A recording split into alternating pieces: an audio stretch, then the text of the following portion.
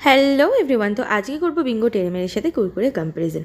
তো ফার্স্টেই কিন্তু বিঙ্গো টেরেমেরেটা নিয়ে নিয়েছি, দেখতেই পাচ্ছ। আর আমি কিন্তু বাই দ্য ওয়ে এটা ফার্স্ট টাইম ট্রাই করছি, আগে কিন্তু কখনও ট্রাই করিনি। তো বিঙ্গো টেরেমেরেটা খাওয়ার পরে আমি বুঝলাম এটা কিন্তু একটু বেশি কুড়মুড়ে, কারণ দেখো কুরকুরে খাওয়ার এক্সপিরিয়েন্স আগে আছে, তো সেই অনুযায়ী আমি এটা বুঝতে পেরেছিলাম এটা একটু বেশি ক্রাঞ্চি আর এর মধ্যে স্পাইসেসটা একটু বেশি আছে। তো চলো এবার আমাদের ছোটোবেলা থেকে যেটা খেয়ে আসা কুরকুরে সেটা ট্রাই করি। তো এটা খাওয়ার সাথে সাথে যেটা তোমাদেরকে প্রথমেই বলেছিলাম, বিঙ্গো টেরেমেরেটা খেয়ে কিন্তু আমার বেশি ক্রাঞ্চি লেগেছিলো, এটা তুলনামূলক একটু সফট। আর এর যে স্পাইসেস বিঙ্গো টেরেমেরের তুলনায় কিন্তু অনেকটাই কম।